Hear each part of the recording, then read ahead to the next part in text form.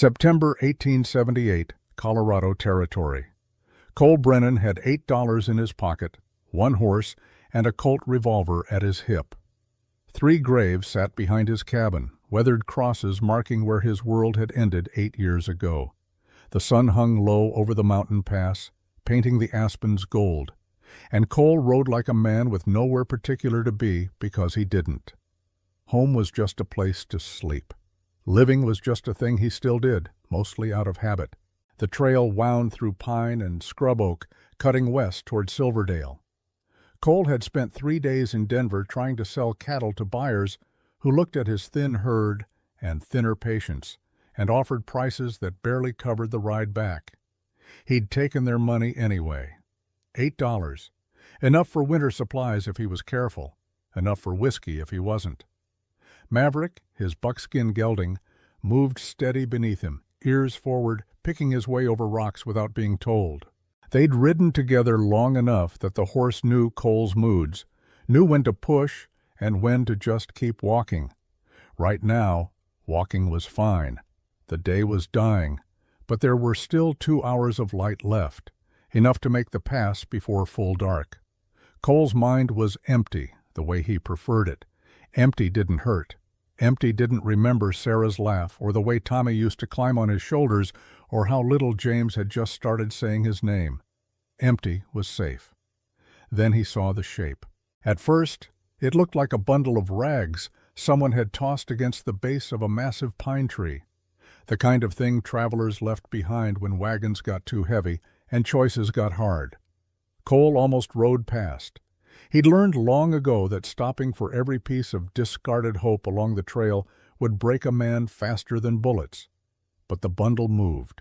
Cole pulled Maverick to a halt, his hand dropping instinctively to the revolver at his hip. Out here, movement could mean anything. Injured animal. Trap. Desperate men did desperate things on lonely roads, and Cole had seen enough of human nature to trust it about as far as he could spit. He sat there for a long moment watching. The bundle shifted again, and this time he caught a glimpse of fabric, a dress, torn and dusty. Then he saw the hair, dark and matted, and beneath it a small face streaked with dirt and tears. A child. Cole's chest tightened, an old familiar ache he'd spent years trying to bury. He should keep riding. Whatever this was, it wasn't his problem. He had his own ghosts to carry. Didn't have room for anyone else's.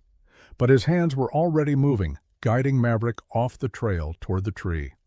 As he drew closer, the details came into focus with awful clarity. A girl, maybe 8 or 9 years old, sat with her back pressed against the rough bark. Her legs were twisted beneath her dress in a way that made Cole's stomach turn, not from injury, but from something worse. Something permanent. One leg bent inward, the knee locked at an unnatural angle, the foot turned completely sideways. Born that way, he realized? This wasn't fresh trauma.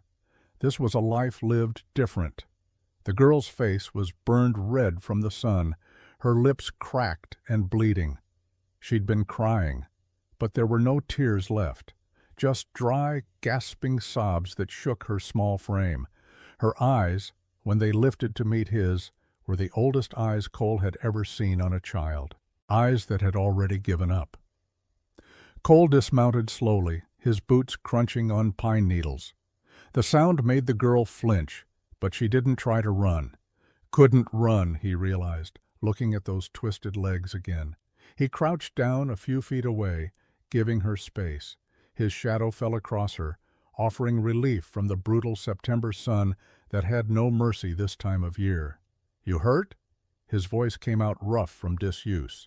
He'd barely spoken in 3 days except to curse at cattle buyers. The girl stared at him, trying to decide if he was real or just another desert hallucination. Her lips moved, but no sound came out at first. She tried again. "My legs don't work right," she whispered, her voice thin as paper. "Never have." Cole nodded slowly. He could see that. What he couldn't see was why a child was alone on this trail with night coming on and no sign of wagon or campfire or any other living soul. "Where's your people?" The girl's eyes dropped. Her hands, small and dirty, twisted in the fabric of her dress. The silence stretched out, filled only with the wind moving through the pines and Maverick's steady breathing behind him. "Gone," she finally said. That one word carried more weight than a full confession.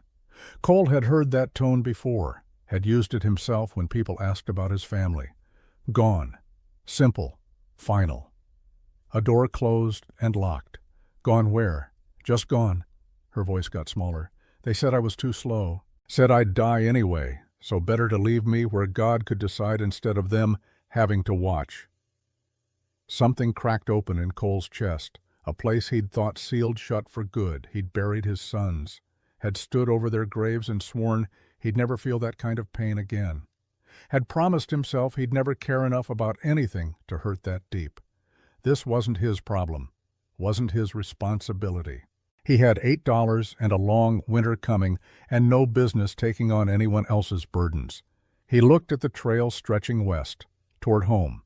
Then he looked at the girl, at those ancient eyes in that sunburned face. "What's your name?" "Emma Grace Fletcher." She said it like she was reciting something memorized, something she'd been taught to say when asked. Proper, respectful, a good girl, despite everything. "How old are you, Emma Grace Fletcher?" 9, I think, maybe still 8. "We left Missouri in the spring, and Ma said my birthday was in summer, but I don't remember which day exactly." Cole sat back on his heels, his mind working through the logistics against his better judgment. The trail behind him showed wagon tracks, recent and deep. A full wagon train had passed through here maybe 6 hours ago based on how the dust had settled. They were heading for the western settlements, chasing promises of land and fresh starts. And they'd left this child behind like unwanted furniture. "Your Ma and Pa, they just rode off?" Emma nodded, not meeting his eyes. "Pa said it wasn't personal, said they had 4 other mouths to feed, and I couldn't walk fast enough when we needed to run from Indians or wolves or bad weather." Ma cried, but she didn't stop him. Her voice got even quieter. "She left me water and some hardtack, said to pray and maybe someone kind would come along." "How long ago?" "Sun was straight up." Emma glanced at the sky, at the sun now touching the mountain peaks. "Long time." 5, maybe 6 hours, alone. A 9-year-old girl with legs that didn't work left like trash beside a tree. Cole felt something he hadn't felt in years, something hot and sharp that might have been anger if he'd let it be. He should still ride away, should tell himself this was mercy, that the girl would die quick from exposure or thirst or the mountain lions that hunted these woods at night. Nature's way, not his problem. Instead, he heard himself ask, "You got any other kin? Grandparents, aunts, or uncles?" Emma shook her head. "Just us. Pa's people all died in the war. Ma's people didn't approve of her marrying a farmer, so they stopped writing." "So nobody's looking for you?" "No, sir." Cole stood, his knees cracking, and walked back to Maverick. He pulled his canteen from the saddle and returned to Emma, unscrewing the cap. "Small sips. Your stomach's empty. You drink too fast and you'll just bring it back up." Emma took the canteen with shaking hands and drank like it was the first water she'd ever tasted. Cole watched her throat work, watched the way she forced herself to stop and breathe, even though every instinct screamed to gulp it down. Self-control, discipline. This girl had been raised with a firm hand, he could tell. Good manners beaten into her, probably literally. When she handed the canteen back, some color had returned to her face. Not much, but enough to make the resemblance hit him like a fist to the gut. She didn't look like his boys, not really. But something about the shape of her face, the way she held herself despite the fear, reminded him of Tommy. That same quiet strength, that same refusal to cry even when crying was the only thing that made sense. Cole screwed the cap back on and stared at the mountain pass ahead. 2 hours to home if he rode steady, 3 if he took it slow. He had a cabin that barely kept the wind out, a barn with 1 stall, 15 head of cattle that wouldn't make it through winter, and $8 that needed to last until spring. He didn't have room for a crippled girl with nowhere to go. He didn't have room for anything except survival. But when he looked down at Emma Grace Fletcher, at those old eyes waiting for him to ride away like everyone else had, he found himself saying something he'd never planned to say. "Can you ride?" Emma blinked, confusion crossing her face. "Sir? A horse. Can you sit a horse if I hold you steady?" "I don't know. Never tried." "Well, you're about to try now." Cole moved to her side and crouched down. "I'm going to pick you up. It's going to hurt when your legs move. You need to bite down on that and stay quiet. There's wolves in these hills, and screaming draws attention. You understand?"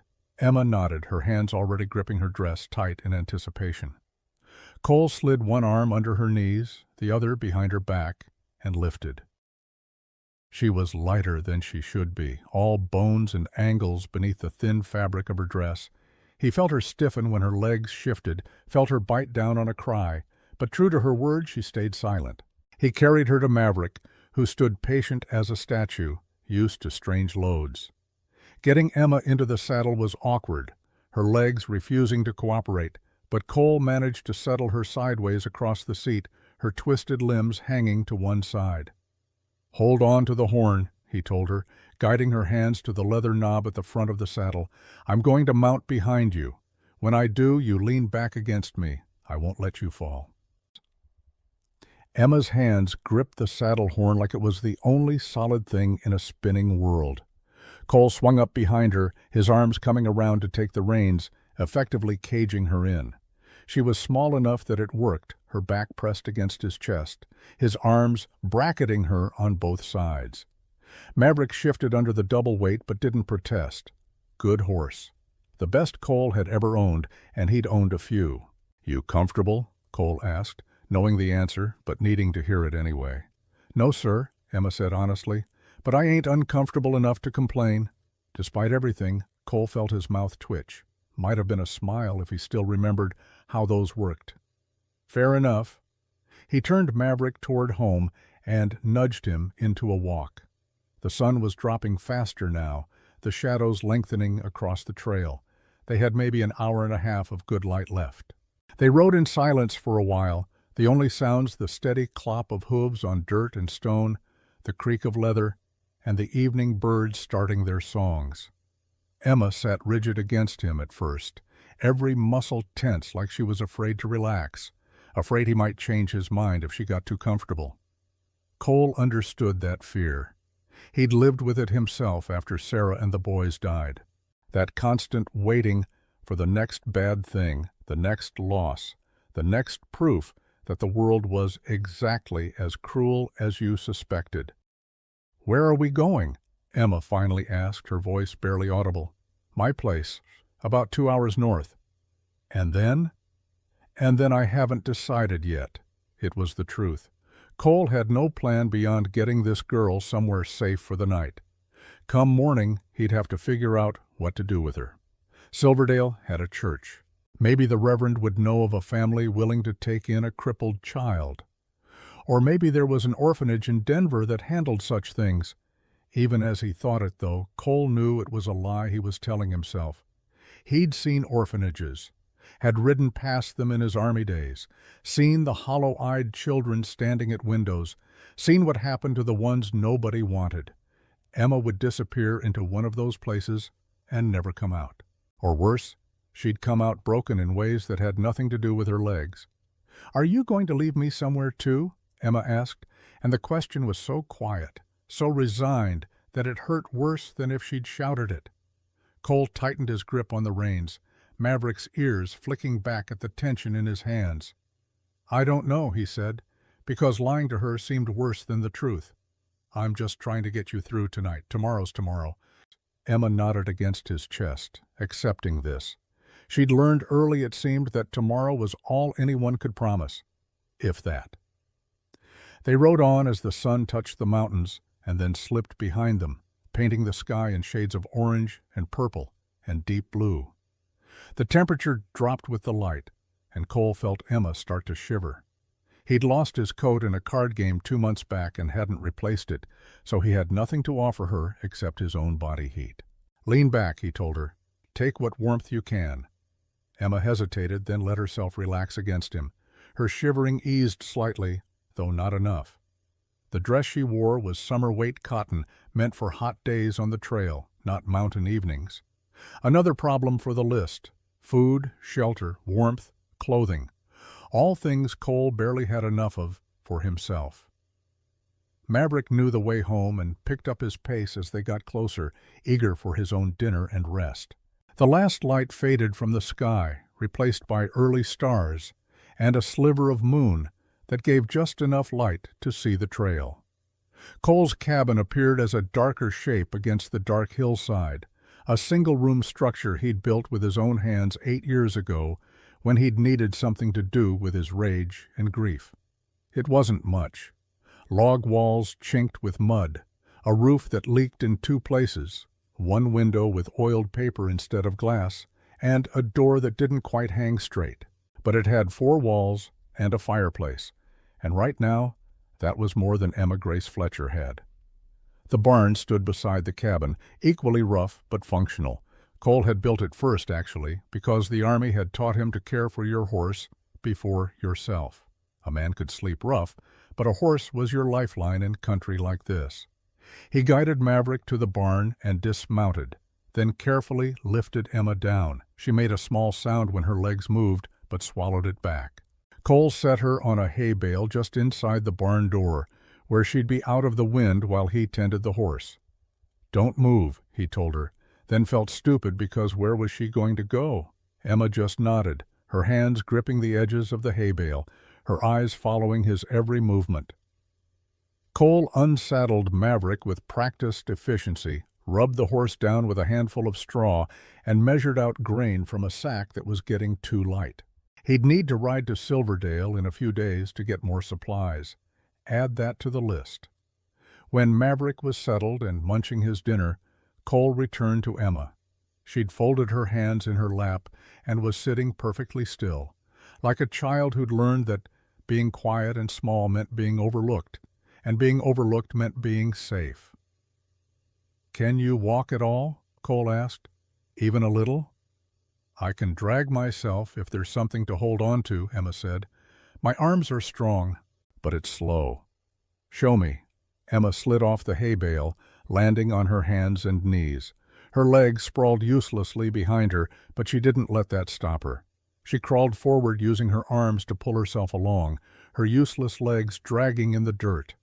It was painful to watch, but Cole made himself look, made himself see exactly what this girl dealt with every day of her life. After a few feet, Emma stopped and looked back at him, waiting for judgment. "That's good," Cole said, and meant it. "That's real good, but I'm going to carry you to the cabin because it's faster and you're already worn out." He scooped her up again, and this time Emma didn't tense. She just let herself be carried, her head resting against his shoulder with a trust that felt like a weight heavier than her body. The cabin was cold and dark inside. Cole deposited Emma on the single chair he owned, a rickety thing he'd traded for last winter, and went about building a fire. He had the routine down to muscle memory. Kindling first, then small sticks, then logs. A spark from his flint and steel, a breath of encouragement, and flames began to lick upward. Light and warmth spread through the small space, revealing the poverty of Cole's existence. A rough table he'd made from pine planks, the chair Emma sat in, a bedroll in the corner, a few tin plates and cups, a coffee pot. Not much else, no photographs, no mementos, nothing that remembered the life he'd had before. Emma looked around with interest, but no judgment. She'd grown up poor, he could tell. This cabin was probably better than some places she'd slept. "You hungry?" Cole asked, though he already knew the answer. "Yes, sir." He had beans and a little salt pork. He put them together in his single pot with some water from the bucket by the door and hung it over the fire. While it heated, he found his other blanket, a thin wool thing with holes, and wrapped it around Emma's shoulders. She pulled it tight and watched him move around the cabin with the same intensity she'd watched everything since he found her. like she was memorizing details in case she needed them later, in case this was just another temporary stop before the next abandonment. "I need to ask you something," Cole said, settling on the floor in front of the fire since Emma had his only chair. "This man in the black coat you mentioned, who is he?" Emma's face went pale, the firelight making the shadows under her eyes darker. "I saw him twice, once in Kansas City when we were buying supplies. He was talking to some men about children, about needing workers for mines and factories, said he'd pay good money for orphans or kids whose families didn't want them." Cole's jaw tightened. He'd heard of such men. Labor contractors, they called themselves. Slavers in everything but name. "You saw him again?" "3 days ago. He rode past our wagon at night. Pa talked to him for a long time. The next morning, Pa started talking about how I was too much burden, how we couldn't keep hauling dead weight across country, how maybe it was God's will that I stay behind." The pieces fell into place with sickening clarity. "Your pa sold you." Emma's voice was small. "I think so. I think that man paid Pa to leave me where he could come back and get me, but cheap, because I can't work as good as normal kids." "What's this man look like besides the black coat?" "Tall, gray beard, real clean like he takes baths regular, scar across his left cheek. And he had papers in his coat, official looking, with seals." Cole committed every detail to memory. If this man came looking for Emma, Cole wanted to be able to recognize him before he got too close. The beans bubbled over, hissing into the fire. Cole grabbed a rag and moved the pot to the side, letting it cool enough to eat. He had 2 tin plates, both dented, and he divided the food evenly between them. It wasn't much, wasn't nearly enough for a growing child, but it was what he had. Emma ate slowly, methodically, making each bite last. Cole recognized that behavior too. She'd been hungry before, had learned to make small portions feel like feasts through sheer force of will and imagination. When the food was gone, Emma set her plate down carefully. "Thank you. It's just beans. It's more than I had an hour ago." Cole took the plates to the bucket, rinsing them with cold water that made his hands ache. When he turned back, he found Emma trying to stay awake, her eyes drifting shut and then snapping open, fighting sleep like it was an enemy. "You can sleep," he told her. "Nothing's going to happen to you tonight." "Where should I sleep?" Cole looked around the cabin. 1 bedroll, 1 blanket currently wrapped around Emma. No spare anything. "The bedroll's yours," he said. "I'll sit by the fire." "That's not right. It's your bed. I've slept worse places. Trust me." He spread the bedroll near the fire, close enough for warmth, but not so close that a spark would catch it. Emma watched him, then looked at the bedroll, then back at him. "You could share it," she said quietly. "It's big enough for both of us if we don't mind being close. And it's cold." Cole froze. Every instinct screamed that this was wrong, that appearances mattered, that a man alone with a child would draw exactly the kind of attention he didn't need. But another part of him, the part that remembered being a father, remembered cold nights when his boys would crawl into bed between him and Sarah, seeking warmth and comfort. Emma wasn't trying to be inappropriate. She was trying to survive, trying to find whatever warmth and safety she could in a world that had given her precious little of either.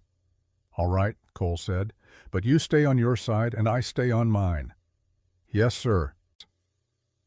Cole helped Emma to the bedroll, arranging her carefully so her twisted legs wouldn't cramp during the night. She curled on her side, the blanket pulled up to her chin, watching him with that steady, unblinking gaze. He lay down on his back, as far to the other side of the bedroll as he could get, staring up at the rough log ceiling. The fire crackled. Wind whispered against the walls. And between one breath and the next, he heard Emma's breathing even out into sleep. Cole lay awake for a long time listening to her breathe, thinking about the choice he'd made on that trail. $8 in his pocket, a long winter coming. And now a crippled girl who someone wanted badly enough to pay for. He should take her to Silverdale tomorrow, should hand her over to the church and wash his hands of the whole situation. But even as he thought it, Cole knew he wouldn't. couldn't. Because somewhere between finding her beneath that tree and carrying her to this cabin, between watching her crawl with dignity and seeing her fight sleep like it might steal her away, Emma Grace Fletcher had stopped being a stranger's problem. She'd become his. And Cole Brennan, who'd sworn he'd never care about anything again, who'd built walls around his heart high enough to keep out the whole damn world, found those walls cracking under the weight of one simple truth. He couldn't save his sons, but maybe, just maybe, he could save her. The fire burned low, the stars wheeled overhead, and in a cabin in the Colorado mountains, a broken man and a broken child slept side by side, neither of them knowing yet that they'd just found what they'd both been missing. Morning came cold and gray, the kind of dawn that promised winter wasn't far behind. Cole woke to the smell of ash and the sound of wind pushing against the cabin walls. For a moment he forgot where he was, forgot about the warmth pressed against his side. Then memory returned in a rush. Emma. She was still asleep, curled into a tight ball with the blanket wrapped around her like a cocoon. Sometime during the night she'd moved closer to him, seeking warmth. Her face was peaceful in sleep, younger than her waking hours allowed her to be. Cole extracted himself carefully, not wanting to wake her. She'd earned whatever rest she could get. He added wood to the fire, coaxing it back to life, then pulled on his boots and stepped outside. The world was silver with frost. Every blade of grass crystallized, every surface sparkling in the weak morning light. His breath came out in white puffs. Winter was coming early this year. He could feel it in his bones, in the way the wind cut through his shirt. He walked to the barn to check on Maverick and found the horse stamping impatiently, ready for breakfast. Cole measured out grain, then stood for a moment with his hand on the horse's warm neck, thinking, what was he going to do with Emma? The practical answer was obvious. Take her to town, find someone to care for her, get back to his life of quiet survival. But the practical answer didn't account for the way she'd looked at him last night when he'd promised her one more day. Didn't account for the trust in her eyes when she'd let him carry her. Didn't account for the fact that for the first time in 8 years, Cole had slept through the night without dreaming of graves and crosses and everything he'd lost. He was still standing there, lost in thought, when he heard a sound from the cabin. A thump, then a scraping noise. Cole hurried back to find Emma on the floor, dragging herself toward the door. "What are you doing?" Emma froze, her face flushing with embarrassment. "I need the privy. Didn't want to wake you." Cole felt something twist in his chest. This girl, who could barely move, was trying to handle things on her own rather than be a burden. He crossed to her and lifted her without a word, carrying her outside to the small outhouse he'd built behind the cabin. "I'll wait here," he said, setting her down near the door. "Call when you're done." It took longer than it should have, but Emma managed. Cole heard her struggling inside, heard the frustration in her breathing, but she didn't ask for help. When she finally called out, he found her sitting on the ground, having dragged herself out, her face red from exertion. "You did good," Cole said, and he meant it. "I'm slow. You're determined. There's a difference." He carried her back inside and set her in the chair. The fire was burning strong now, taking the chill off the air. Cole put coffee on to boil and found the last of his cornmeal, mixing it with water to make Johnny cakes. Emma watched him work with that same intense focus. "You don't have to feed me. I can make do with less." "When's the last time you ate a real meal?" Emma thought about it. "Week ago, maybe. Ma made stew when we camped near a creek and Pa shot a rabbit." A week. This child had been slowly starving, and her family had left her anyway. Cole flipped the Johnny cakes, his jaw tight.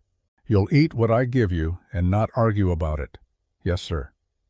They ate in silence, the only sounds the crackling fire and the scrape of tin on tin. Cole watched Emma eat every bite, watched the way she savored each mouthful like it might be her last, which for all she knew, it might be. When breakfast was done, Cole poured himself coffee and sat across from her. "I need to go into town today, get supplies. Figure some things out." Emma's face went carefully blank. "Are you taking me to the church? I don't know yet, because I understand if you are. You didn't ask for this, didn't ask for me." Cole set his cup down harder than he meant to. "Stop that." "Stop what?" "Stop making it easy for people to give up on you.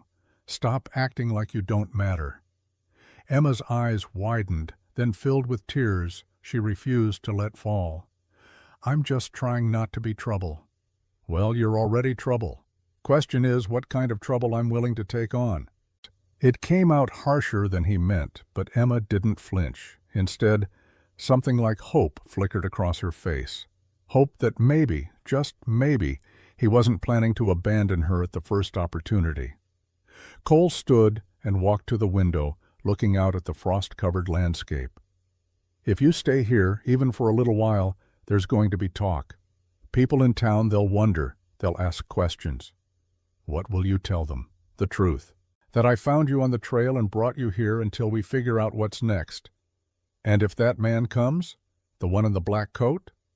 Cole's hand dropped to his hip to where his revolver would be once he strapped it on. "Then he'll have to go through me."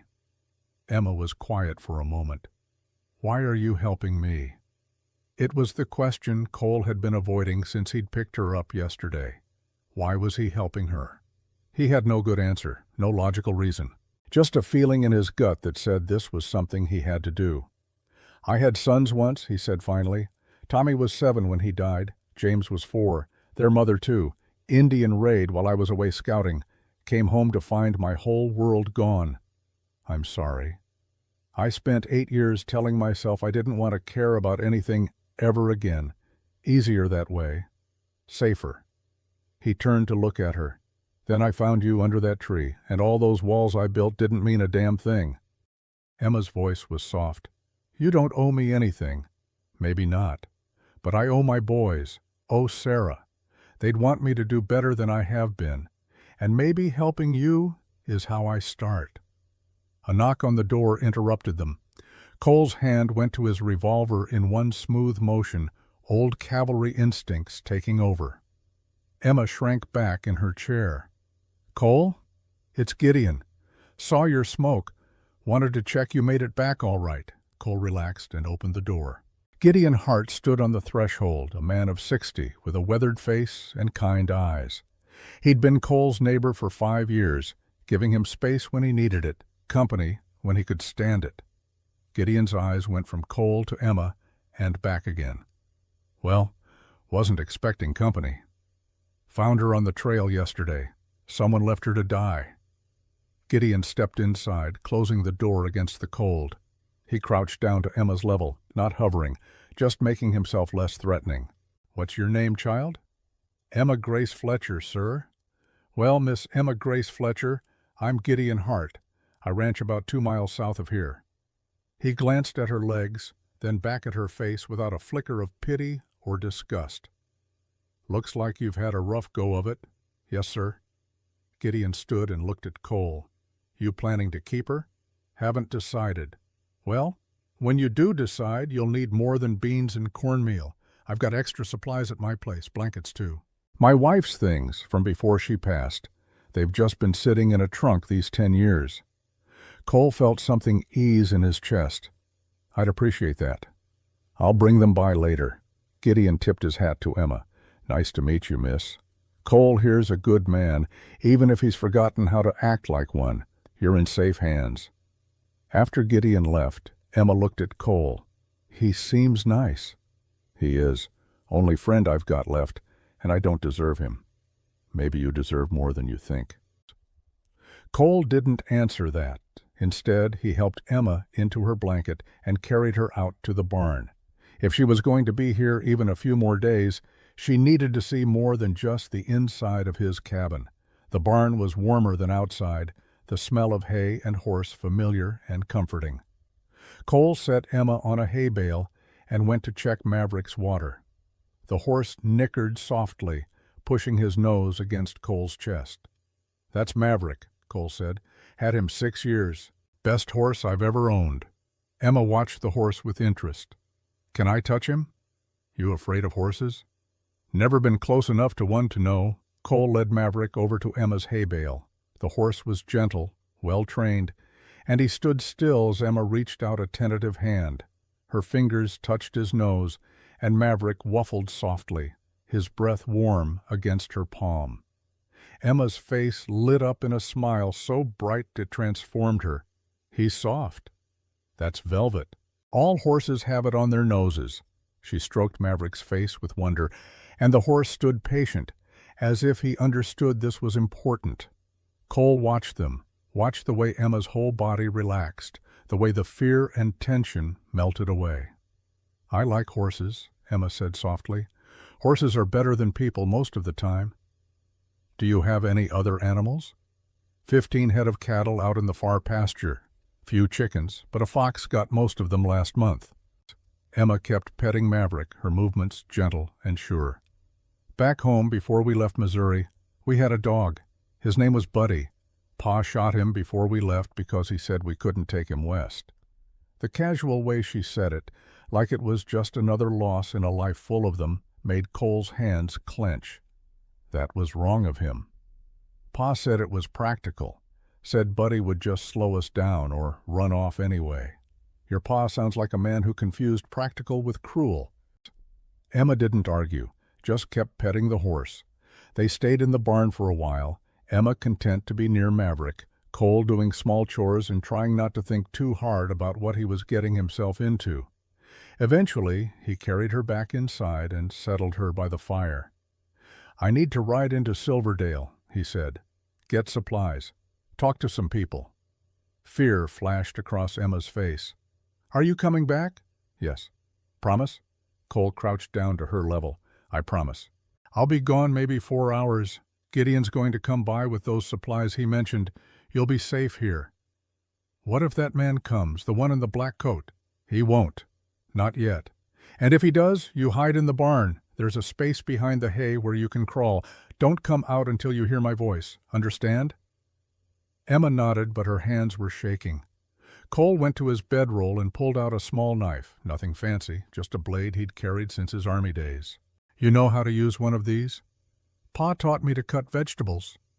"It'll cut more than vegetables if you need it to. Keep this with you. Anyone tries to take you, you fight. Doesn't matter if they're bigger or stronger. You fight until you can't fight anymore." He pressed the knife into her hand, and Emma's fingers closed around it. "I'll fight," she said quietly. Cole saddled Maverick and prepared to leave, but at the door he turned back. Emma sat in the chair, wrapped in her blanket, holding his knife like it was the only solid thing in the world. "I'll be back," he said again. "I know." But the doubt in her eyes said otherwise, said she'd heard promises before, said she knew how easy it was for people to ride away and never return. Cole climbed into the saddle and pointed Maverick toward Silverdale, his mind already working through what he needed to do. Buy supplies. Talk to the Reverend, maybe, about families who might take in a child. Ask around about men in black coats buying children. Figure out what the hell he was going to do with Emma Grace Fletcher. The ride to Silverdale took an hour and a half, and with every mile, Cole felt the weight of his decision pressing down. He was getting attached, already starting to think of Emma as something more than a problem to solve. That was dangerous. Attachment led to loss, and loss led to the kind of pain he'd sworn never to feel again. But when he thought about leaving her at the church, thought about riding away and never seeing her again, something in his chest rebelled. Maybe he was already too late. Maybe the attachment had formed the moment he'd seen her under that tree, old eyes and a young face waiting to die. Maybe some things you couldn't run from, no matter how hard you tried. Silverdale appeared ahead, a collection of wooden buildings clustered around a main street. The town was small, maybe 200 people when everyone was home, but it had the basics: general store, saloon, church, sheriff's office, courthouse. Cole tied Maverick outside the general store and went inside. The proprietor, a thin man named Wesley, who talked too much and charged too little, looked up from his counter. "Cole Brennan, haven't seen you in weeks. Heard you went to Denver." "Just got back." Cole pulled out his $8. Need supplies, flour, beans, salt pork, coffee, whatever this will buy. Wesley counted the money and started pulling items from shelves. This'll get you through maybe 3 weeks if you're careful. Make it last longer. I can add more beans, less meat. Do that. While Wesley worked, Cole looked around the store. His eye caught on a display of children's clothing, small dresses and shoes. He thought of Emma's torn dress, her bare feet. That dress there, he said, pointing to a simple blue one, and shoes. Small for a girl maybe 9 years old. Wesley raised an eyebrow but didn't comment. He added the items to the pile. That'll be $10 total. I only have 8. Then you can't buy the dress and shoes. Cole stared at the items, doing math in his head. Food or clothing, survival or comfort. It shouldn't be a question. Just the food then, he said. Wesley nodded and wrapped the supplies in brown paper. Cole was loading them into his saddlebags when a voice stopped him cold. "Mr. Brennan, a word if you please." Cole turned to find a tall man in a black coat standing behind him, gray beard, scar on his left cheek, papers visible in his coat pocket. The man from Emma's description. Cyrus Dane smiled, but it didn't reach his eyes. "I believe you have something that belongs to me." Cole's hand moved to his hip before his mind caught up. The weight of the Colt was there, familiar and ready.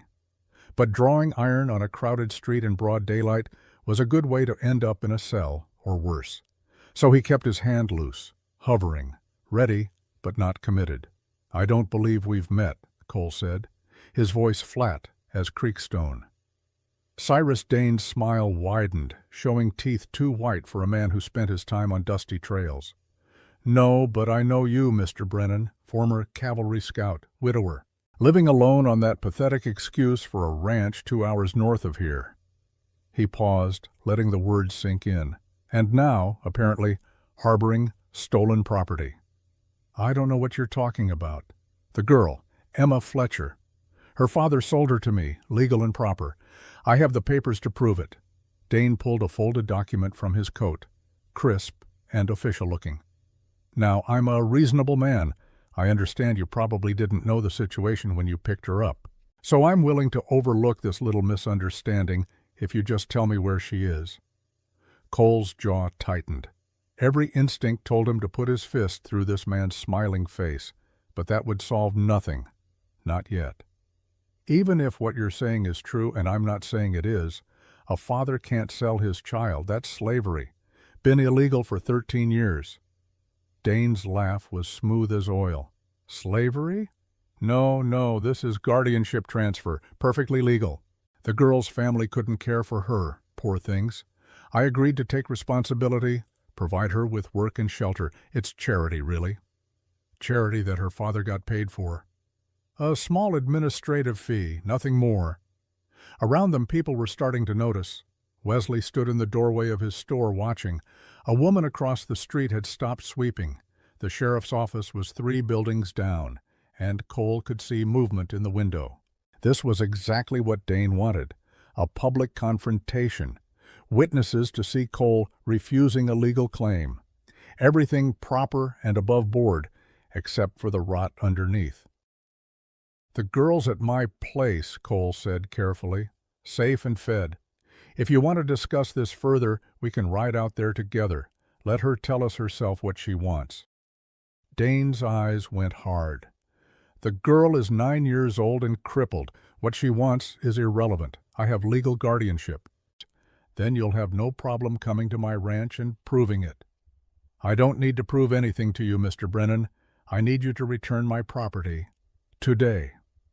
The word property hung in the air like gun smoke. Cole felt something cold settle in his gut. This wasn't going to end with words.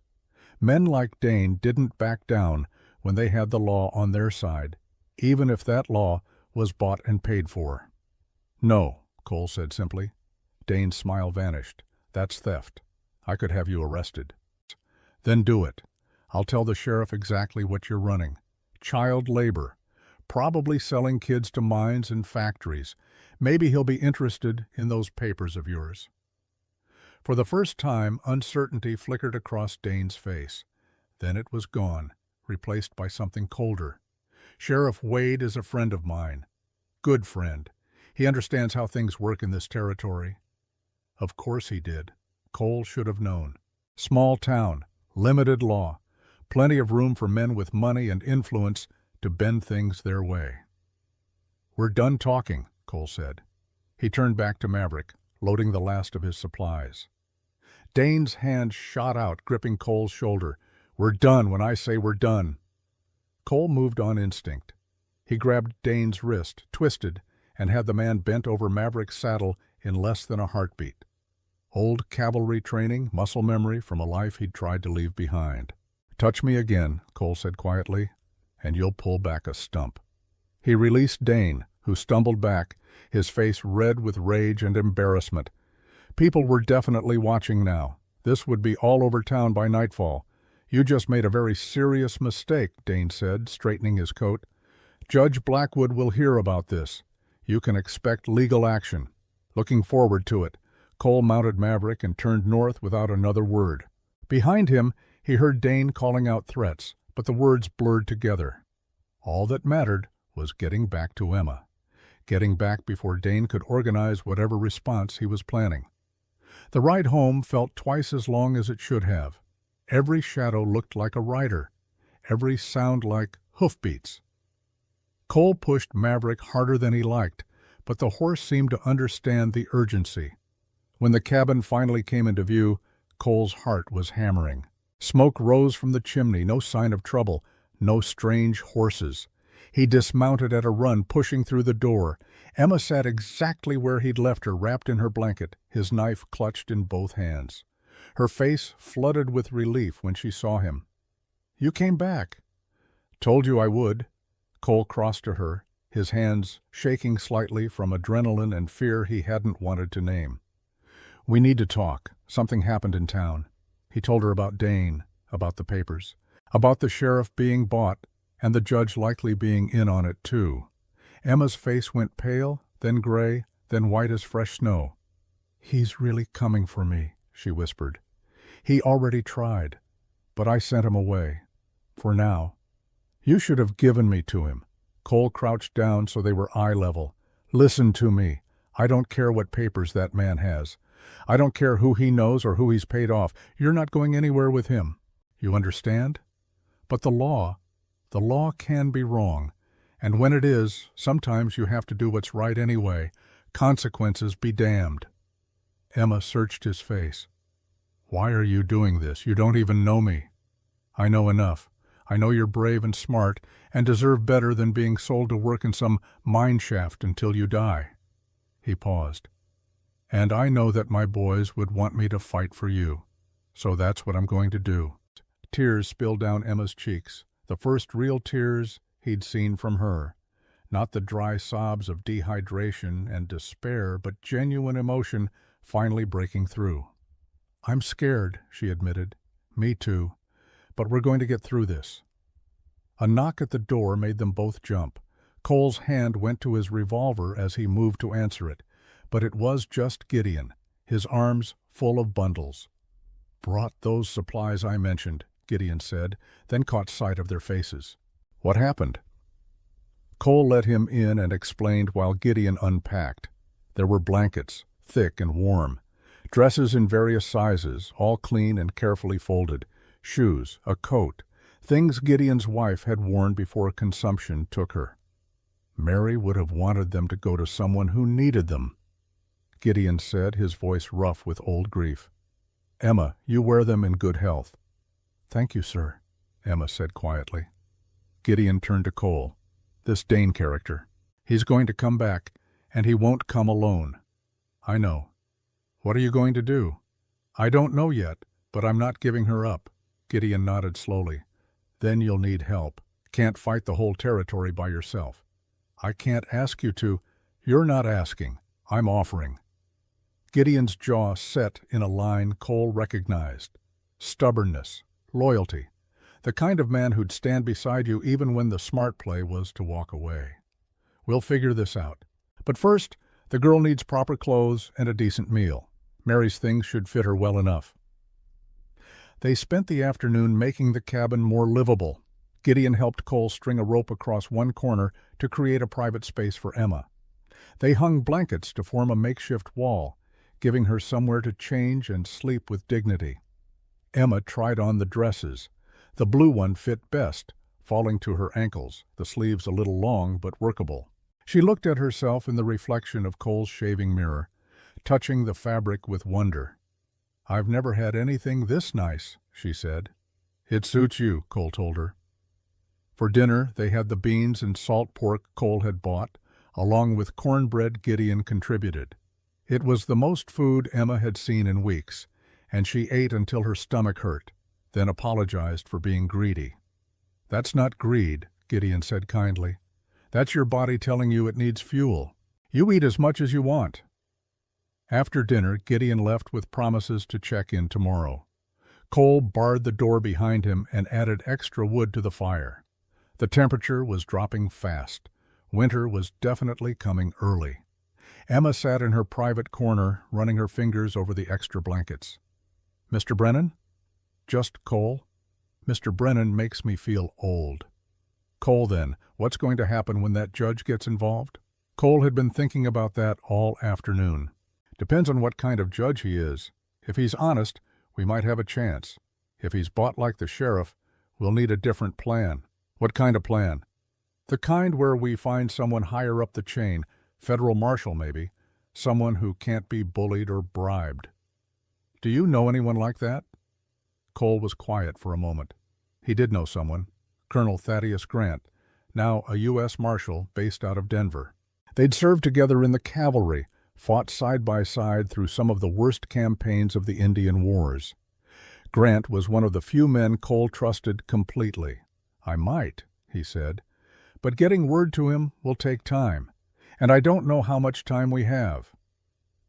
That night Cole barely slept. He kept his revolver within reach and listened to every sound outside. Wind in the trees, coyotes in the distance, Maverick shifting in the barn. Nothing that suggested riders approaching, but he stayed alert anyway. Emma slept fitfully, whimpering in her dreams. Twice Cole went to her, speaking softly until she settled. The second time, she grabbed his hand and held on tight, even in sleep. Morning came with heavy clouds and the smell of snow in the air. Cole made coffee and checked his ammunition. 6 rounds in the Colt. A box of 20 more in his saddlebag. Not much if things turned violent, but hopefully enough. He was frying eggs when hoofbeats sounded outside. Multiple horses. Cole's hand dropped to his gun, but then he heard Gideon's voice. "Cole, got company." Cole opened the door to find Gideon with 2 other men. One was Doc Morrison, the town physician, a gray-haired man with steady hands and a kind face. The other was a woman Cole recognized as Rebecca Chen, the schoolteacher who'd come west from California 5 years back. "What's this?" Cole asked. "This is us deciding we're not going to let Cyrus Dane and his friends run roughshod over a child," Rebecca said firmly. She was small, barely 5 feet tall, but she had a spine of steel. "Gideon told us what happened. We want to help," Doc Morrison nodded. "I've been hearing rumors about Dane for months, children disappearing, families being paid off. Never had proof, but if Emma can testify to what happened to her, it might be enough to start an investigation." "Judge Blackwood won't allow it," Cole said. "Then we go over his head. Rebecca's cousin works in the territorial governor's office. We send word to him." It was the beginning of a plan. Not a great one, but better than nothing. They spent the morning gathering information. Emma told her story to Doc Morrison, who wrote down every detail with the careful precision of a man who understood that words would matter more than bullets in this fight. Rebecca asked questions, gentle but thorough. "Where did your family come from? How much did your father receive? What exactly did Dane say to you?" Emma answered everything, her voice growing stronger with each word. By noon they had 3 handwritten pages of testimony. Doc Morrison signed it as a witness. So did Rebecca and Gideon. "This is good," Rebecca said. "But we need more. We need other families willing to come forward. They'll be scared, Gideon said. Most of these folks are desperate. That's why they sold their kids in the first place. Then we make them understand they're not alone, that there's strength in numbers. Cole listened to them plan, grateful and uncomfortable in equal measure. He wasn't used to people helping, wasn't used to being part of something bigger than his own survival. Emma sat nearby, watching with wide eyes. "You're all doing this for me?" "We're doing this because it's right," Rebecca said. "And because if we let men like Dane operate in the shadows, we're no better than the people who look the other way." They were still talking when the sound of hoofbeats interrupted them again. This time, it wasn't friends. Sheriff Tom Wade rode up with 3 deputies, all armed. Behind them came Cyrus Dane, looking smug and satisfied. Cole stepped outside, positioning himself between them and the cabin. Gideon, Doc Morrison, and Rebecca followed, forming a loose line. Wade dismounted slowly. He was a big man, running to fat, with a face that had seen too much whiskey and too little sleep. "Cole Brennan, need to have a word." "We can talk from there." "Official business. Judge Blackwood sent me with a court order." Wade pulled a paper from his coat. "Says here I'm to take custody of one Emma Grace Fletcher and deliver her to the legal guardian, Mr. Cyrus Dane." "That order's not worth the paper it's written on," Rebecca said. "Emma's father had no right to sell her. That's for the judge to decide, not you." Wade's eyes swept over the group. "Doc, Miss Chen, Gideon, you folks need to step aside. This doesn't concern you." "Like hell it doesn't," Gideon said. Wade's hand dropped to his gun. "Don't make this harder than it needs to be." Cole kept his voice level. "That girl's been abused and abandoned. She needs medical care and proper placement, not to be handed over to a labor contractor. Mr. Dane here has legal guardianship. I've seen the papers, all proper and filed with the territorial court." "Papers can be forged," Dane spoke up, his voice oily with false concern. "I assure you, everything is legitimate. The girl's father signed her over to me because he couldn't provide for her special needs. I run a facility specifically for children with disabilities. She'll receive excellent care." It was a beautiful lie, smooth and practiced. If Cole hadn't known better, he might have almost believed it. "What facility?" Doc Morrison asked. "I've never heard of such a place in this territory. It's private, funded by charitable donations." "Then you won't mind if I inspect it?" Dane's smile tightened. "That won't be necessary." "I think it will be. In fact, I think we should all ride over there right now and see these excellent accommodations you're describing." Wade cut in. "This is wasting time. I have a court order. I'm taking the girl." "Over my dead body," Cole said quietly. The words hung in the air, 4 guns on one side, Cole's Colt on the other, with Gideon probably armed as well. The math wasn't good. Wade's face hardened. "That can be arranged." "Sheriff?" Rebecca's voice cut through the tension. "Before you do something you'll regret, you should know that we've already sent word to the territorial governor about Mr. Dane's activities. We have testimony from Emma, and we're gathering statements from other families. If anything happens to this child or to Cole Brennan, you'll be answering to federal authorities." It was a bluff mostly. They'd written the letter but hadn't sent it yet. But Wade didn't know that. The sheriff hesitated, uncertainty crossing his face. He might be bought, but he wasn't stupid.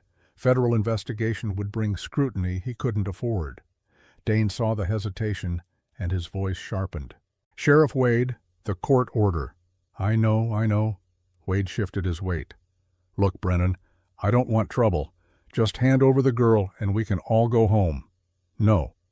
"Then I'll have to arrest you for obstruction." "You could try." Gideon stepped forward. "You'll have to arrest all of us then, because we're all obstructing." Doc Morrison nodded. "I'll testify that the girl needs medical care before any custody transfer." Rebecca crossed her arms. "And I'll testify about the law regarding child welfare." Wade looked at his deputies. They looked back, clearly uncomfortable with the situation. None of them had signed up to forcibly remove a crippled child from people trying to protect her. The standoff stretched on. Cole's hand hovered near his gun. Wade's fingers drummed on his belt. Dane's face grew redder with each passing second. Finally, Wade stepped back. "This isn't over. I'll be back with more men and a federal warrant if I have to." "You do that," Cole said. "And Brennan, you're making powerful enemies. Judge Blackwood doesn't forget." "Neither do I." Wade and his deputies mounted up. Dane lingered, his eyes locked on Cole with pure hatred. "Enjoy your time with her," Dane said softly. "It's running out." They rode away, leaving dust and threat hanging in the air. Rebecca let out a breath she'd been holding. That was close. "Too close," Doc Morrison agreed. "We need to actually send that letter now, and we need to find more families willing to testify." "I'll start asking around," Gideon said, quietly. "If Blackwood gets wind of it, he'll shut us down fast." Cole felt the weight of what he'd started pressing down on him. This wasn't just about Emma anymore. This was about exposing corruption that ran deep through the territory. Men with power didn't give it up easy. Inside the cabin, Emma sat huddled in her blanket, her face white with fear. She'd heard everything through the thin walls. "They're going to take me," she said. Cole knelt in front of her. "Not if I can help it." "But the judge, the sheriff, all those men, how can you fight them all?" "Same way you fight anything. One step at a time, one day at a time. I don't want you to get hurt because of me." "Too late. I'm already in this." He took her hands. "Emma, I need you to understand something. When I found you under that tree, I was just going through the motions of living. Eating, sleeping, breathing, but not really alive. You changed that. You reminded me what it feels like to care about something beyond my own pain." Tears streamed down her face. "I'm just a burden." "You're not a burden. You're a reason. A reason to get up in the morning. A reason to fight. A reason to be the man I used to be before grief hollowed me out." Emma threw her arms around his neck, sobbing into his shoulder. Cole held her, this small broken girl who'd somehow started putting him back together. That evening, after Emma fell asleep, Cole sat by the fire writing a letter. His handwriting was rough, unpracticed, but he forced the words out anyway. "Colonel Grant, it's been 8 years. I know you probably thought I was dead, and in a lot of ways I was. But something's happened that's brought me back to the world of the living, and I need your help." He explained everything: Emma, Dane, Blackwood, the corruption and the threat. He ended with a simple plea. "I'm asking you to come. Not as a soldier, not as a marshal, but as a friend. I saved your life once at Adobe Walls.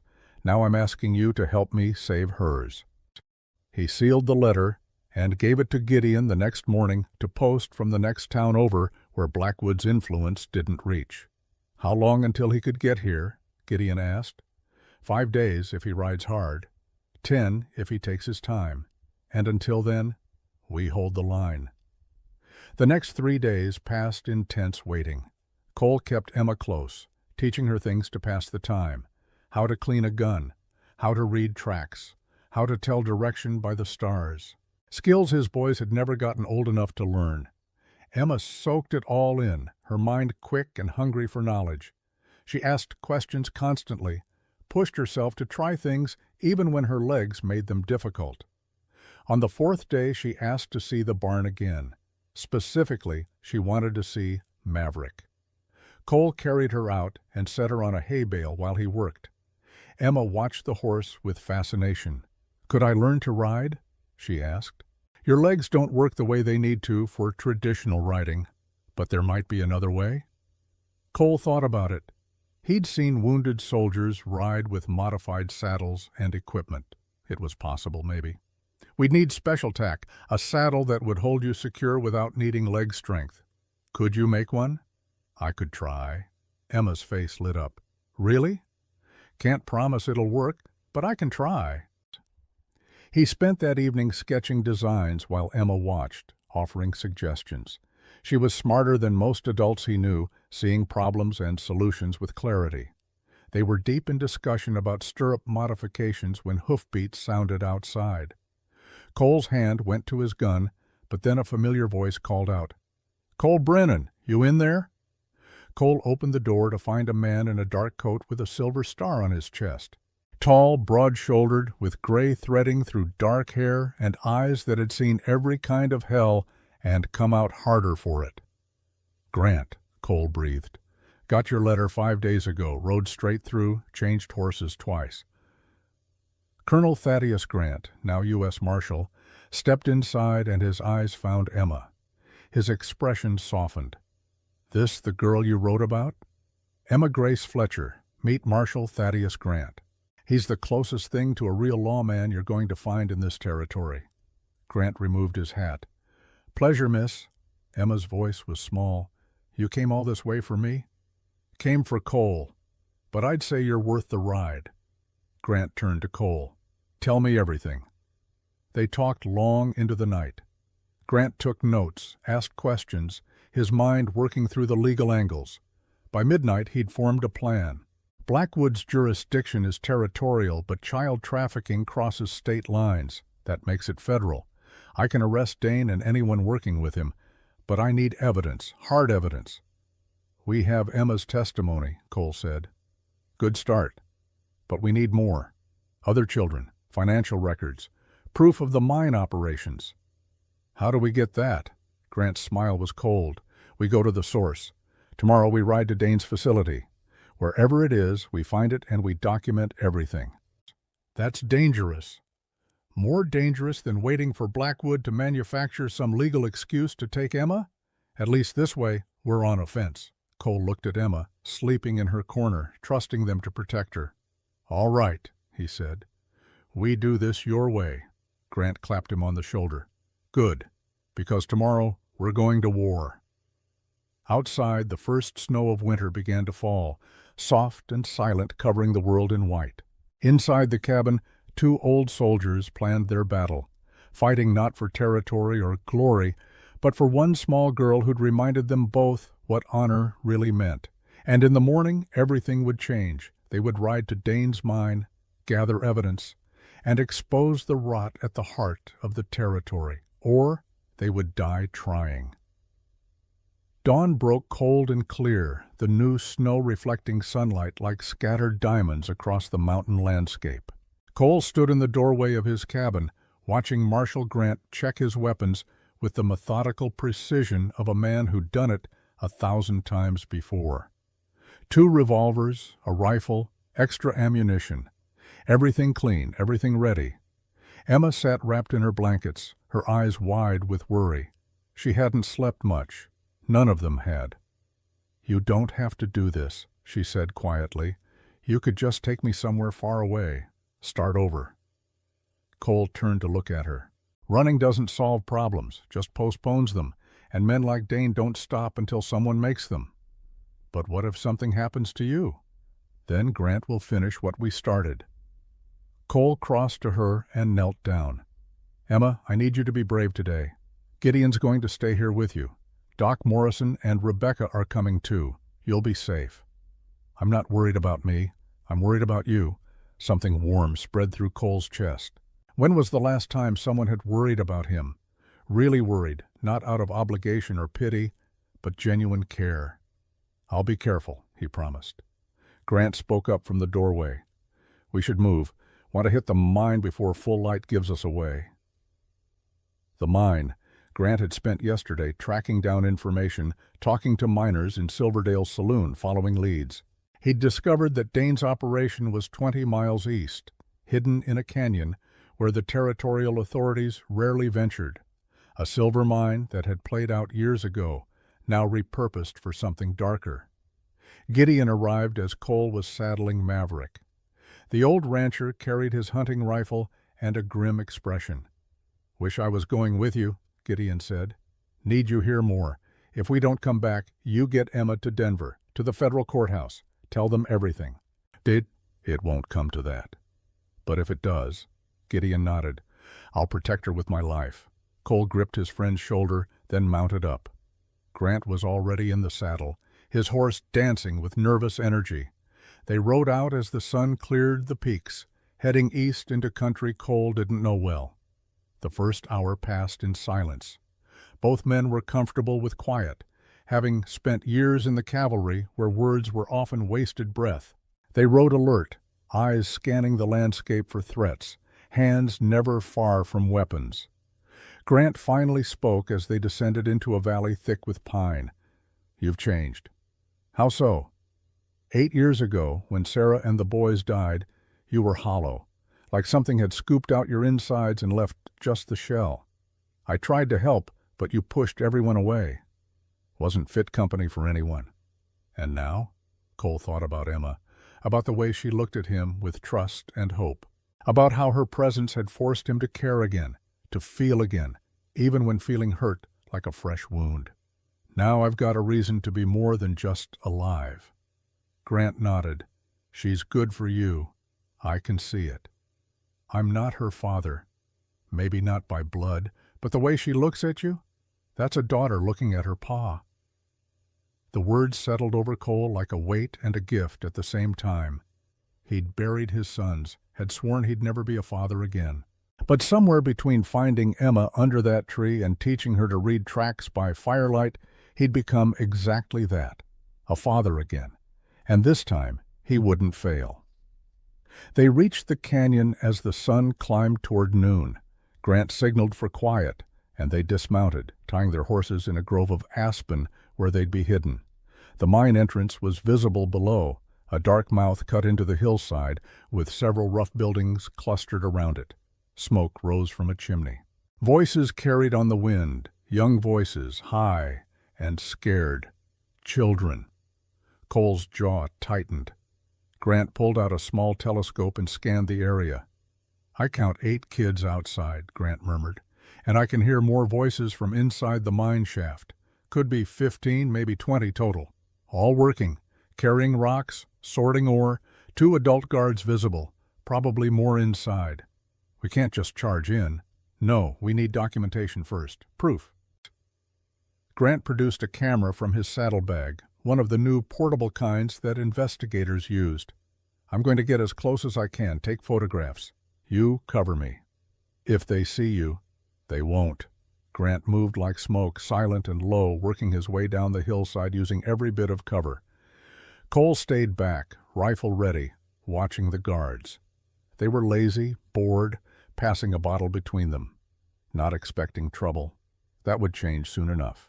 Grant reached a position behind a boulder and began taking photographs. The click of the shutter sounded impossibly loud to Cole's ears, but the guards didn't notice. They were too busy drinking.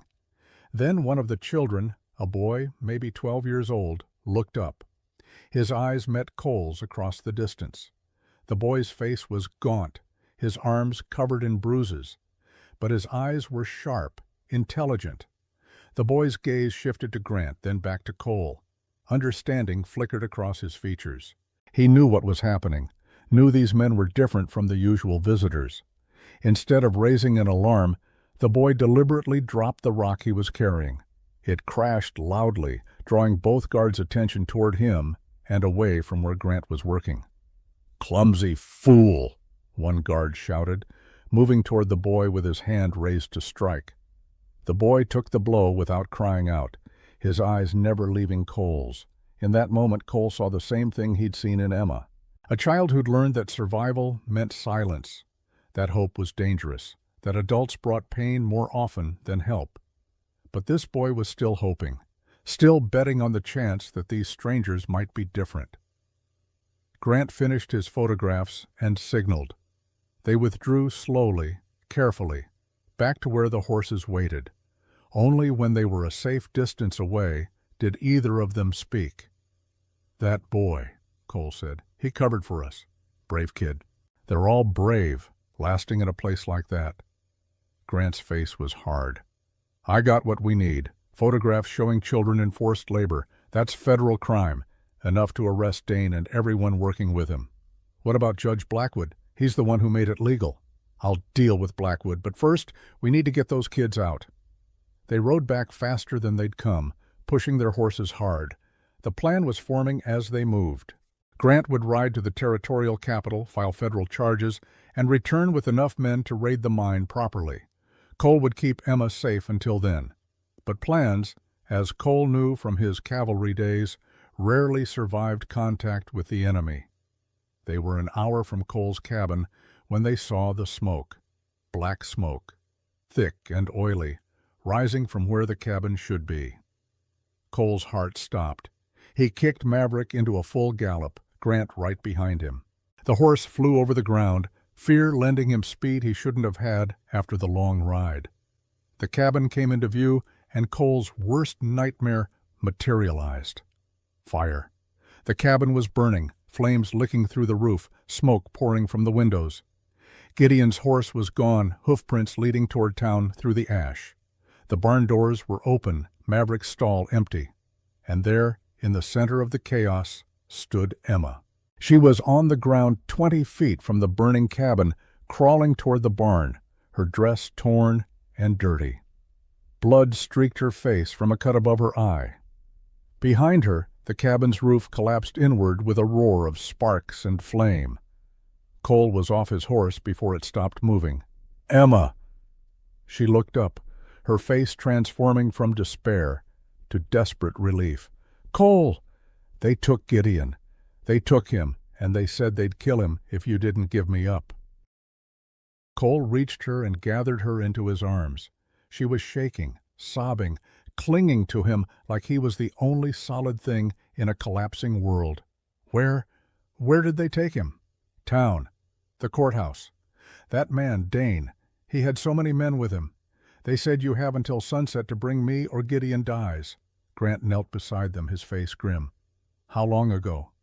"Maybe an hour. They set the fire to make sure you'd see it, to make sure you'd know they were serious." Cole looked at his burning cabin, at everything he owned going up in smoke. None of it mattered. Things were just things. But Gideon was his friend, the only friend he had left, and they were using him as bait. "It's a trap," Grant said quietly. "They want you to come in angry and scared, want you to make mistakes. I know.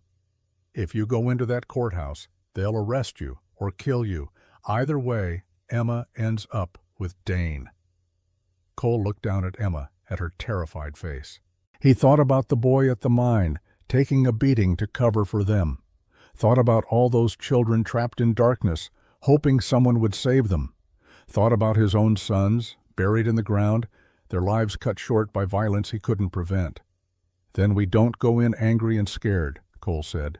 "We go in smart. And we end this today." Grant's eyes gleamed with something that might have been approval. "What are you thinking?" "I'm thinking Blackwood wants this to look legal. Wants witnesses to see me refuse a court order, resist arrest. Wants to paint himself as the lawman and me as the criminal. So we give him what he wants, sort of." "Exactly." They worked out the details quickly. It was risky, maybe suicidal, but it was the only play they had. Cole would ride into town with Emma, just as demanded.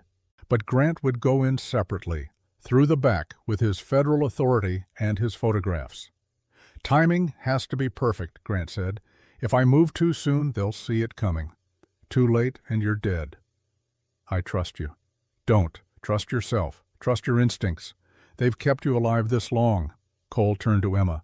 "I need you to do something very hard." "What?" "I need you to be brave. Braver than you've ever been. We're going to ride into town, and you're going to see some bad men. They're going to say things, do things, try to scare you, but you have to remember something." "What?" "I'm your father now, and a father protects his daughter, no matter what." Emma's eyes filled with tears. "You mean it? I'm really your daughter?" "From the moment I picked you up under that tree, I just didn't know it yet." She hugged him fiercely. "I love you, Pa." The word hit Cole like a physical blow. Pa, not Mr. Brennan, not Cole, Pa. "I love you too, Emma Grace, and I promise you, we're going home tonight. Both of us." They left the burning cabin behind. Grant split off a mile from town, circling wide to approach from the east. Cole rode straight down the main street. Emma held carefully in front of him, her small body pressed against his chest. People stopped and stared. Word had already spread.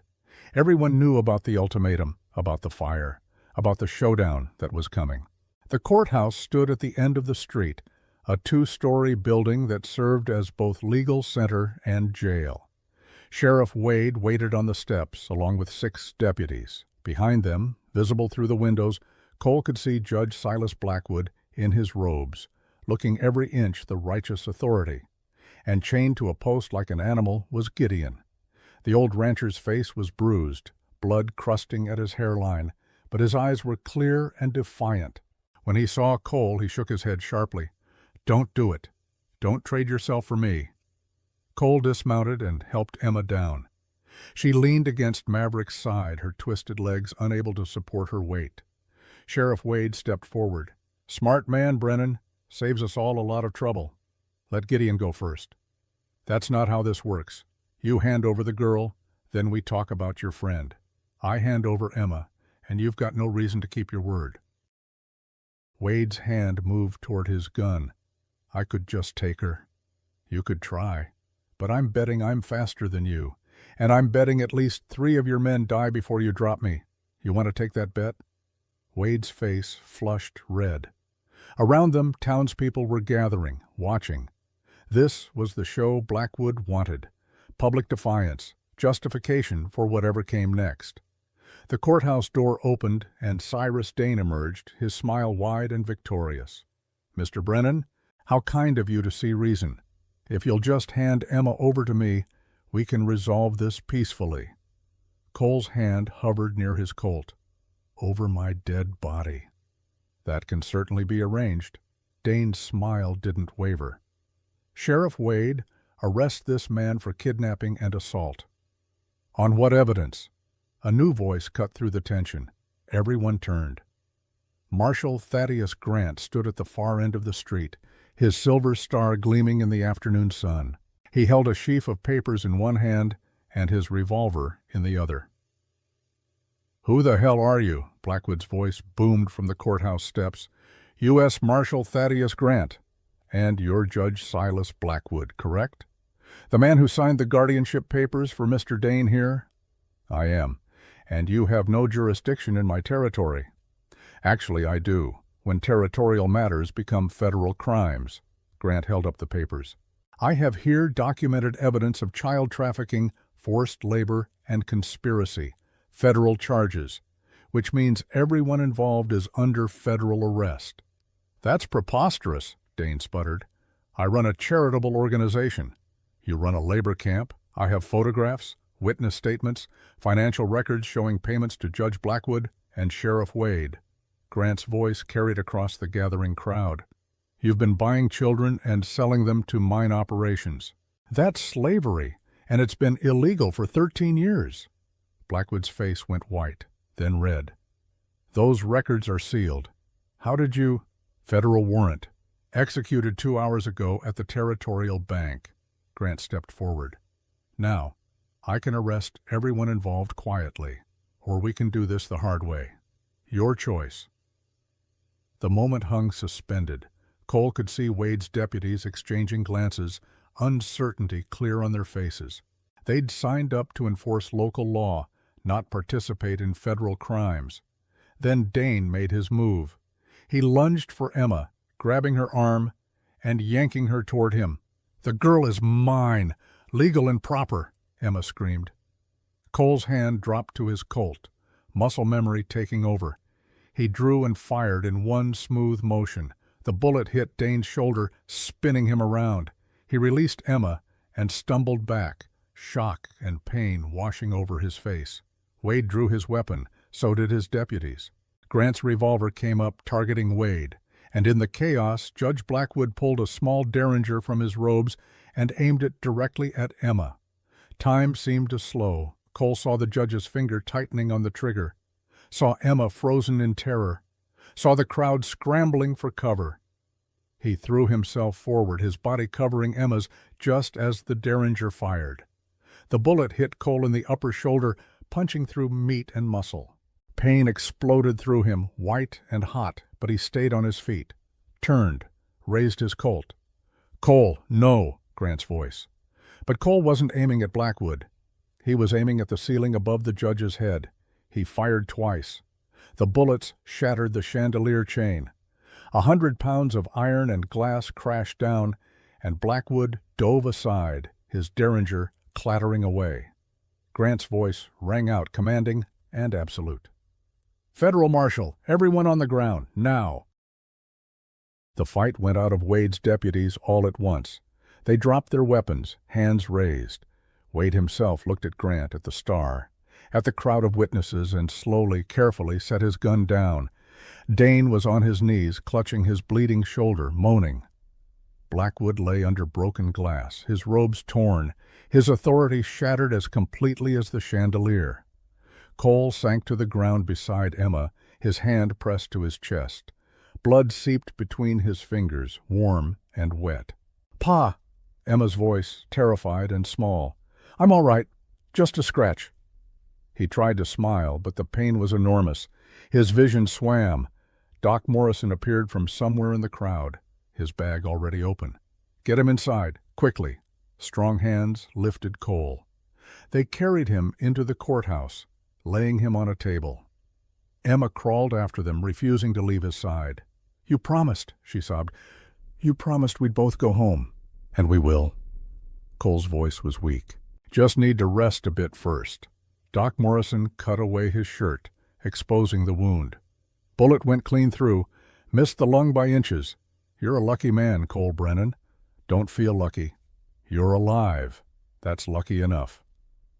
Through the haze of pain, Cole heard Grant's voice, formal and official.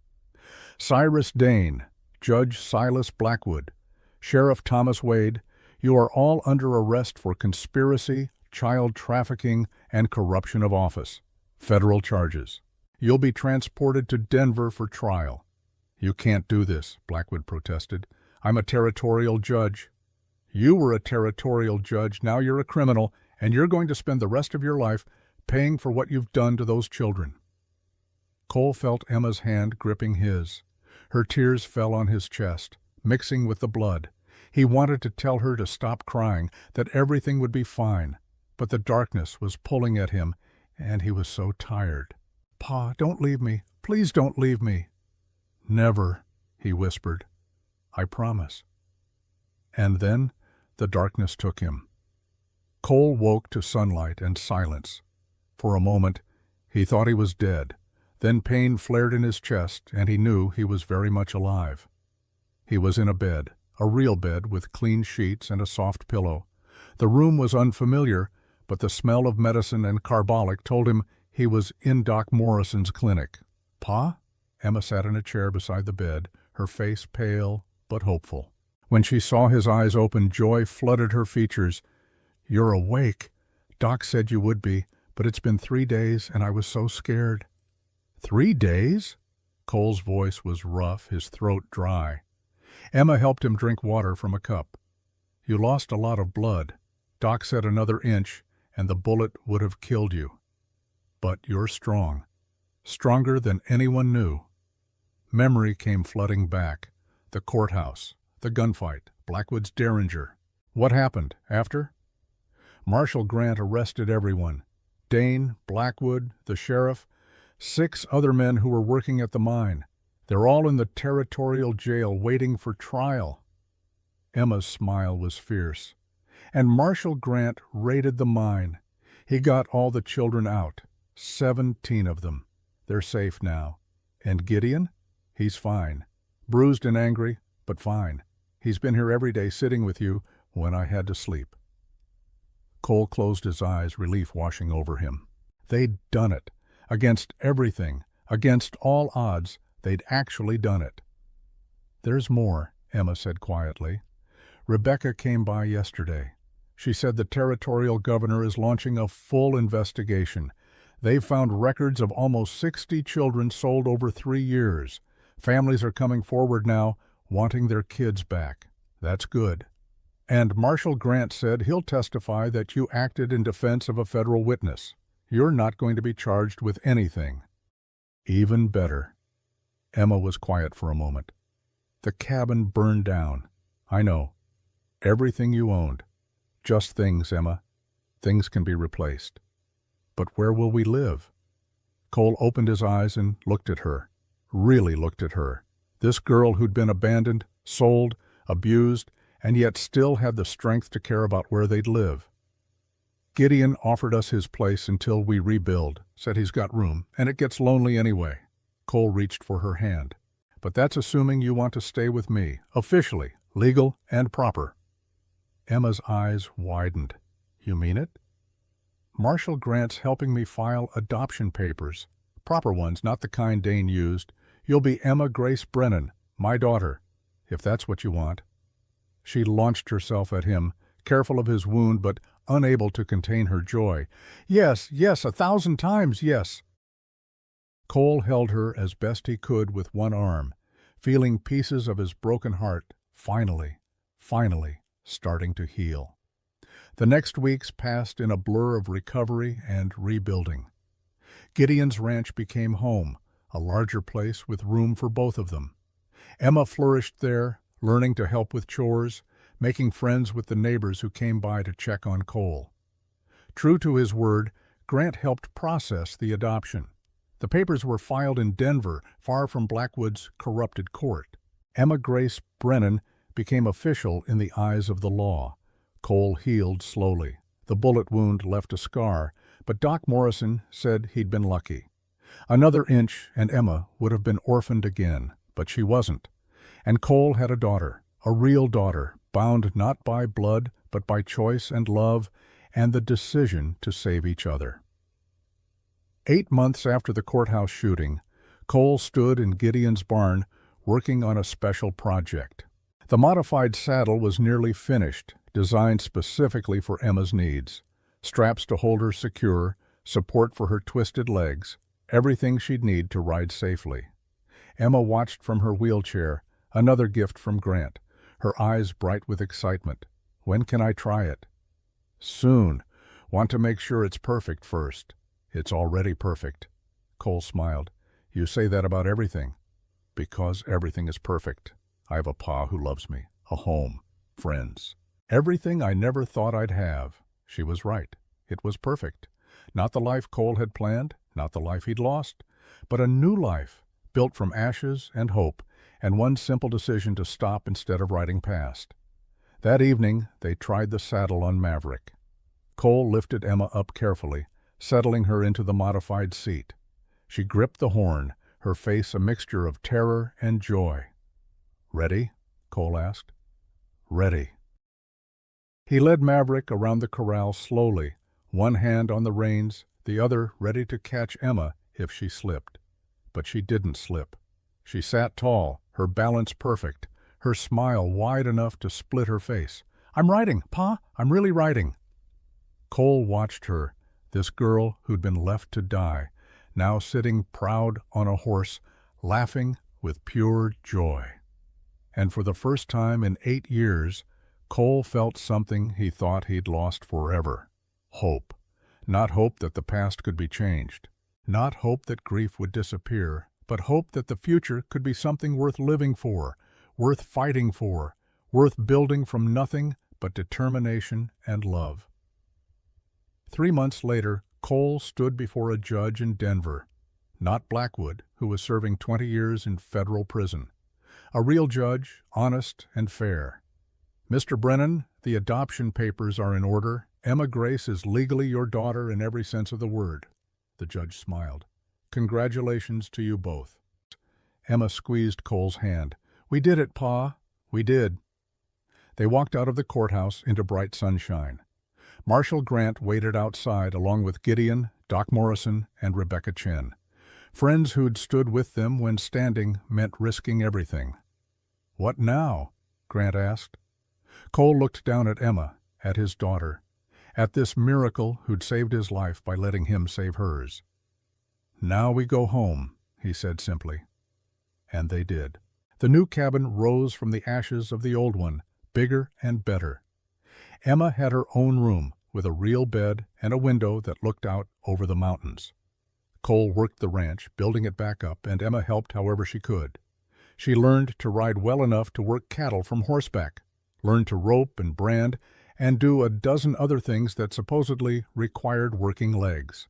She proved, over and over, that disability was just another challenge to overcome, not a limit on what was possible.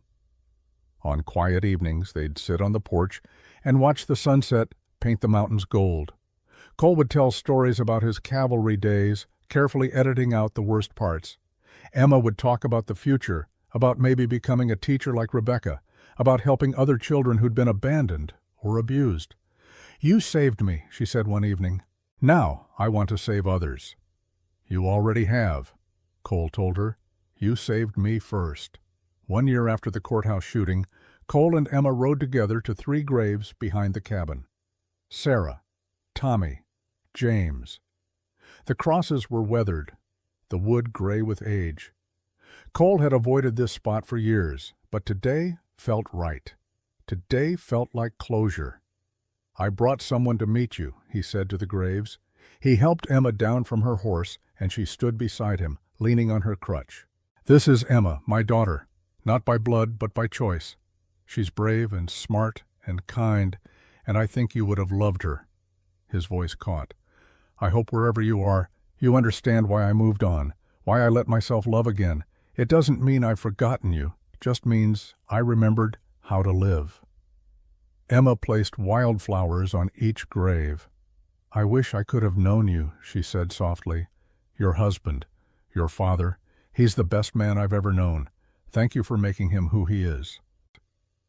They stood in silence for a while, the wind moving through the grass, the sun warm on their faces. Finally, Cole helped Emma back onto her horse. As they rode toward home, Emma looked back at the graves one last time. "They'd be proud of you, Pa. They'd be proud of both of us." And in the sunset light, with his daughter beside him and hope in his heart, Cole Brennan finally understood what it meant to be whole again. Not because the pain was gone, not because the past was forgotten, but because he'd found the courage to build something new from the ruins of what was lost. One girl, one choice, one stop on a lonely trail.